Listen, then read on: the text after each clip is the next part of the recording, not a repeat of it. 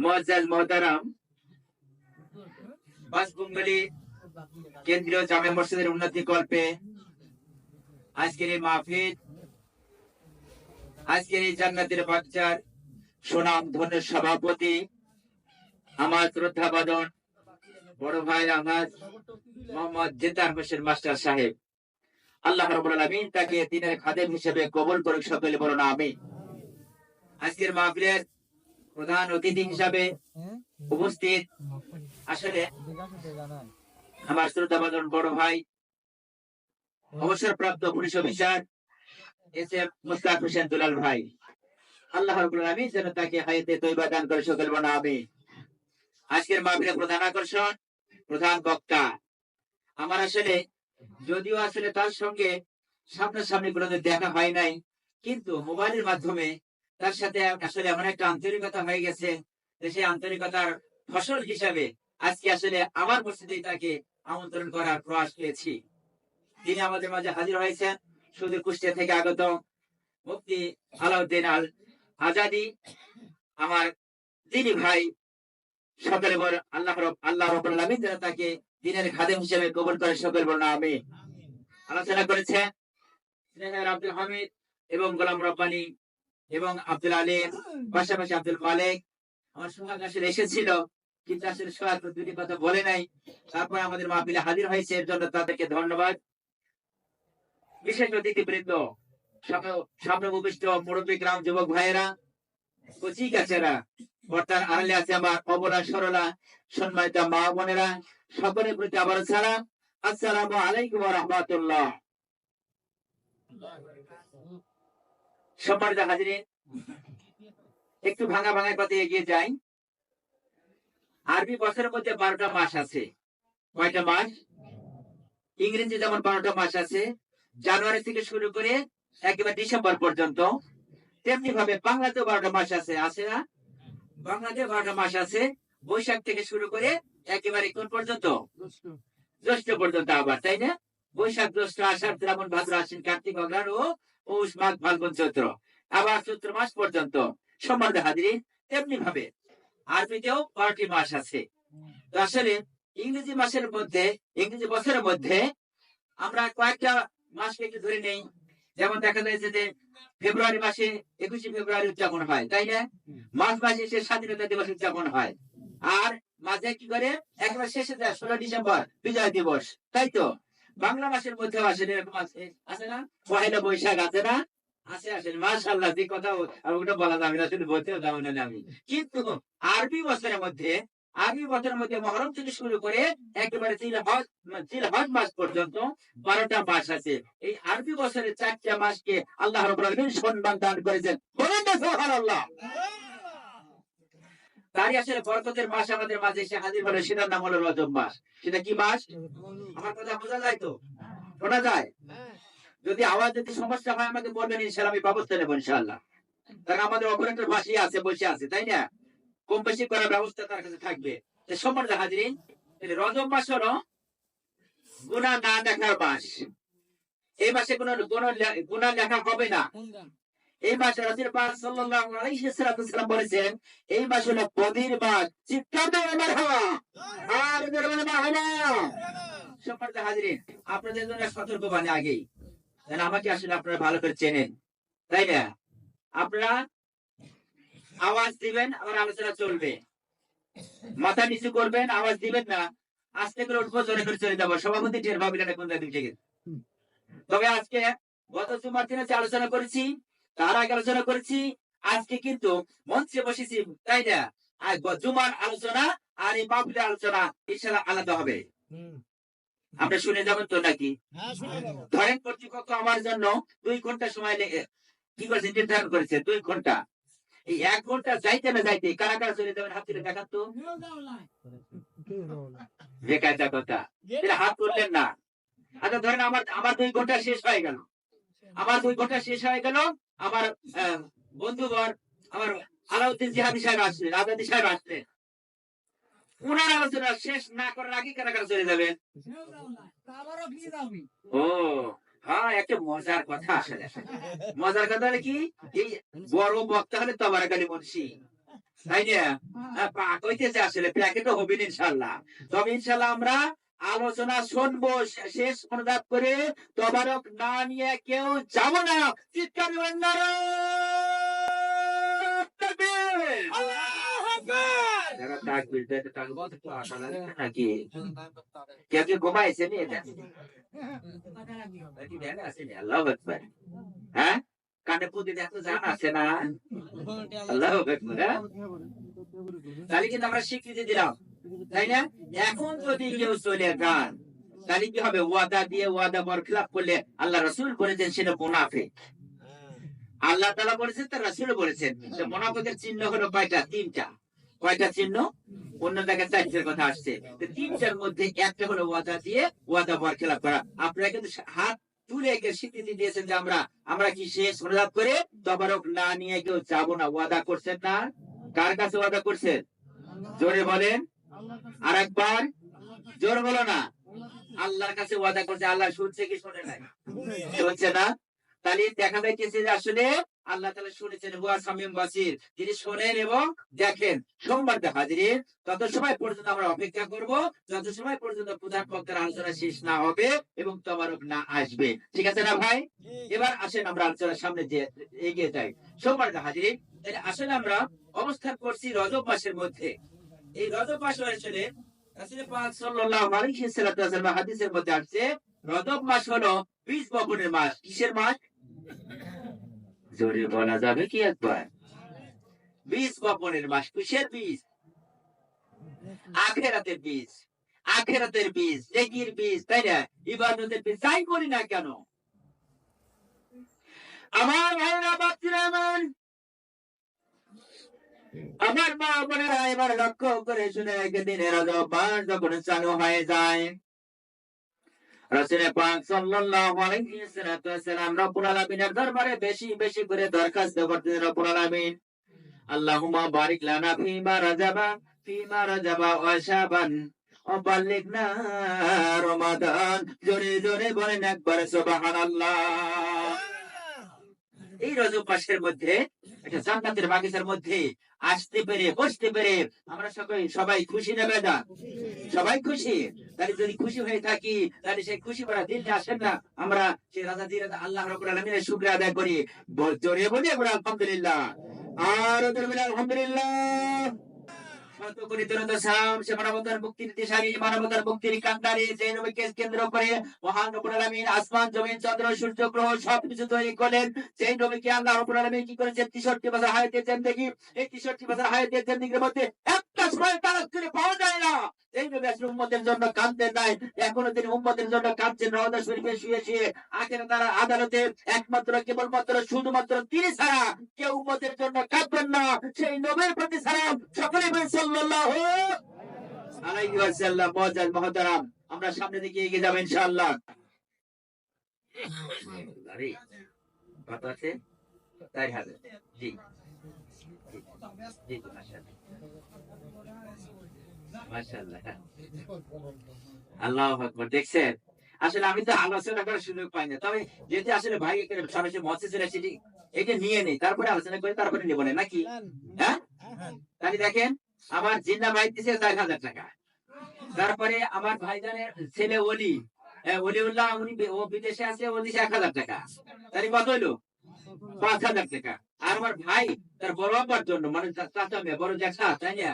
বড় আব্বার জন্য আসলে তার সন্তানাতে কেউ নাই।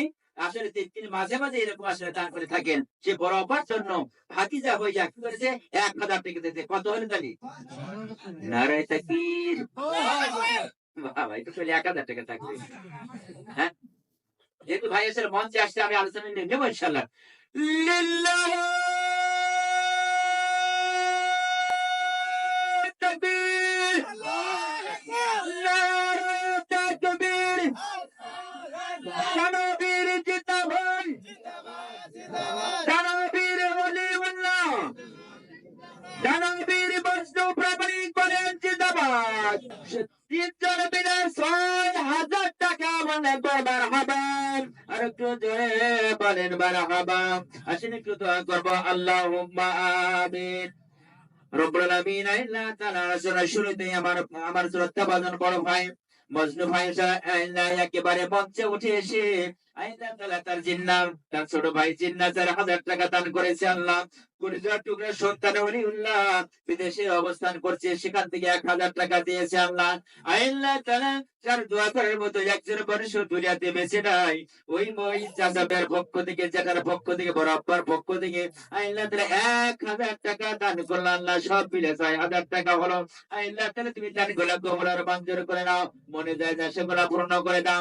আল্লাহ তাআলা বেটা বিদেশের বাড়িতে অবস্থান করছে, তাকে সহি সালামতে রাখো। আল্লাহ আল্লাহ তাআলা ভাই চাকরি করে, চাকরির মধ্যে পদোন্নতি দিয়ে দিও। আল্লাহ আল্লাহ তাআলা একখান দরখাস্ত করে বলা, বড় চাচাবের যত দরখাস্ত করে বারবার করে দোয়া চাই আমার কাছে। ও মাবুদ আল্লাহ তাআলা পাতিদার তারের বরকতে ওই চাচাবের কবরটা তুমি জান্নাতে টুকরা বানায়া দাও। আল্লাহ আল্লাহ তাআলা ভাইয়ের বাপ মা দুইজনে কবরে চলে গেছে। আল্লাহ তাদেরকে তুমি মাফ করে দাও। আল্লাহ তাআলা ভাইয়ের, আল্লাহ বড় ভাইয়ের সন্তান কলিজার টুকরা সন্তান হারিয়ে গেল, কোথায় গেল, বাংলাদেশের থেকে কোথায় চলে গেল, তালাশ করে পাওয়া গেল না। আল্লাহ তোমার রাডারে ধরা পড়ে আছে। আল্লাহ আল্লাহ তাআলা মেহেরবানি করে আল্লাহ তুমি যদি তাকে সে বেঁচে থাকে, তাকে সহি সালামতে বাবার বাপ মার কোলে ফিরাইয়া দাও। আর যদি দুনিয়া থেকে বিদায় নিয়ে চলে যেতে থাকে, আল্লাহ তাআলা তাকে তুমি কাল কিয়ামত পর্যন্ত মাফ করে দিও। আল্লাহ আল্লাহ তাআলা ভাইদের দান কবুল করে নাও, মানে হালাল বরকত দিয়ে দাও, যতদিন বাঁচায় রাখো হালাল রুজির অভাব করে দিও না। সকলেই বলে আমিন। সম্মানিত হাজিরিন, তাহলে আলোচনা আসি। তাহলে আমরা অবস্থান করছি কোন মাসের মধ্যে? রজব মাসের মধ্যে, তাই না? আমার ভাইরা রাব্বির আমার রজব মাসের মধ্যে 26 তারিখ দিবাগত রাত্রিতে আমার নবী এবং আল্লাহ রাব্বুল আলামিন এমন একটা প্রেমের খেলা খেলেছেন, যেই প্রেমের তুলনা এই পৃথিবীতে হয় নাই, হবেও না, হয় নাই আর হবেও না। বলেন একবার সুবহানাল্লাহ। এমন প্রেম পৃথিবীতে আর একটা তালাশ করে পাওয়া যায় না, যাবেও না। 26 তারিখ দিবাগত রাত্রিতে রব্বে কারীম তার হাবিবকে মর্তের পৃথিবী থেকে উঠাইয়া নিয়ে একেবারে সিদরাতুল মুনতাহা পার করে আলমে আরওয়াহ, তারপরে কি মাকামে কি জেলা মাকান, সেখানে অবস্থান করে দেন। কিতাবের মধ্যে আসছে 1 নয় 2 নয় দীর্ঘ 27 বছর পর্যন্ত কথাবার্তা হলো। আল্লাহ রাব্বুল আলামিন তার হাবিবকে সবকিছু দেখালেন, কেমনে করে নিয়ে গেল।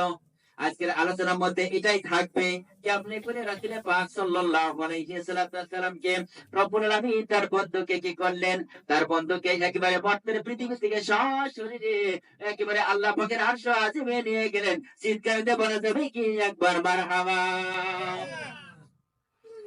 ভাইরা আমার, রাসূল পাক সাল্লাল্লাহু আলাইহি সাল্লামের কাছে আল্লাহ তাআলার তরফ থেকে পানি নিয়ে আসতো হযরত জিবরাইল আলাইহিস সালাম। জিবরাইল আলাইহিস সালাম কি করলেন? ওই জিবরাইল আলাইহিস সালামকে আমার আল্লাহ রাব্বুল আলামিন কি করেছেন? 1 নয় 2 নয় 600 পাখা দান করেছেন। কত পাখা? 600 পাখা দান করেছেন। কিতাব প্রমাণ করে দিয়েছে একটা পাখা থেকে আরেকটা পাখার দূরত্ব হলো 500 বছরের রাস্তা।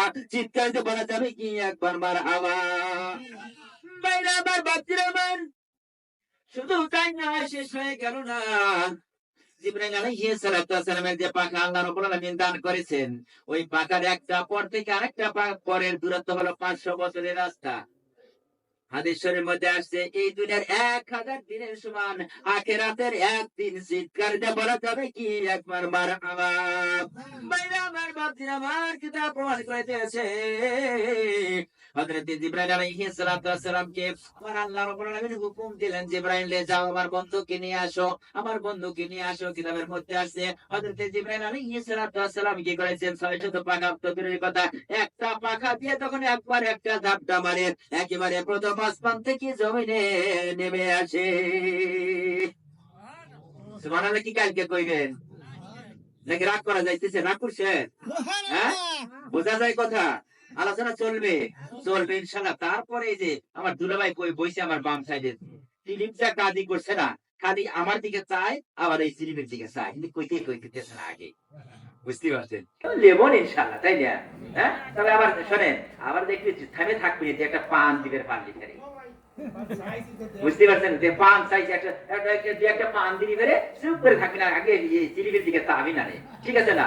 যে ব্যবস্থা করে দিই ইনশাআল্লাহ, একটা পান দিয়ে যাবে নি।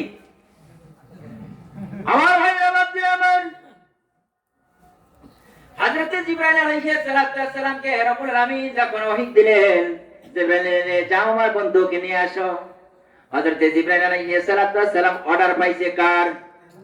জোরে বলেন, জোর হলো না? আরেকবার আল্লাহ শব্দ উচ্চারণ করার সঙ্গে সঙ্গে মহান রব্বুল আলামিন আপনার আমলনামাতে 40টা নেকি দান করেছেন। বলেন একবার সুবহানাল্লাহ। বাইরে আমার বাপজিরা, 600 পাখা বিশিষ্ট হযরত জিবরাইল আলাইহিস সালাম কিতাবের মধ্যে আসে একটা পাখার দূরত্ব, একটা পাখা থেকে আর একটা পাখার দূরত্ব হলো 500 বছরের রাস্তা। শুধু তাই না, শুধু তাই না, একটা পাখা যদি টান করে দেয় একেবারে মর্তের পৃথিবী থেকে প্রথম আসমান পর্যন্ত পৌঁছে যায়। জোরে জোরে বলা যাবে কি একবার মারহাবা। হযরত জিবরাইল আলাইহিস সালাম ওই রকম পাখায় নিয়ে আগমন করবেন, আল্লাহ রাসূলের কাছে আগমন করবেন, আল্লাহ রাসূলকে নিয়ে যাবেন। দেখেন তো আসলে কিতাবের মধ্যে এরকম ভাবে আসছে হযরত জিবরাইল আলাইহিস সালামকে রব্বুল আলামিন এত ক্ষমতা দেওয়ার সত্ত্বেও কি করেছে?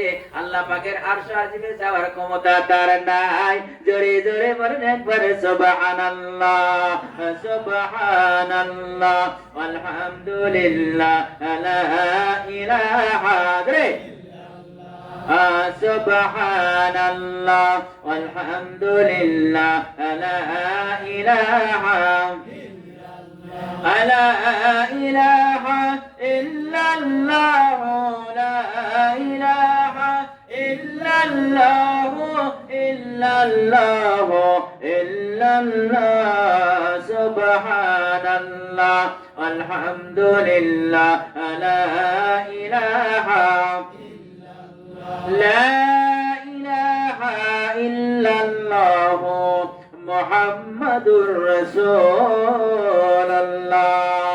জোরে বলেন সাল্লাল্লাহু আলাইহি ওয়াসাল্লাম। আমার ভাইরা বাপজিরা আমার, এত শক্তি থাকা সত্ত্বে, এত ক্ষমতা থাকা সত্ত্বে হযরত জিবরাইল আলাইহিস সালাম আরশ আজিম পার হতে পারে না, আর আরশ আজিমে যাইতে পারে না। সিদরাতুল মুনতাহায় যাইয়া হযরত জিবরাইল আলাইহিস সালাম একেবারে স্থির হয়ে দাঁড়িয়ে গেল। বলে ইয়া রাসূলুল্লাহ, ইয়া হাবিবাল্লাহ, হুজুর আমি আর যাইতে পারবো না, আপনাকে নেওয়ার জন্য রব আগমন করবে। জোরে বলা যাবে কি একবার মারহাবা।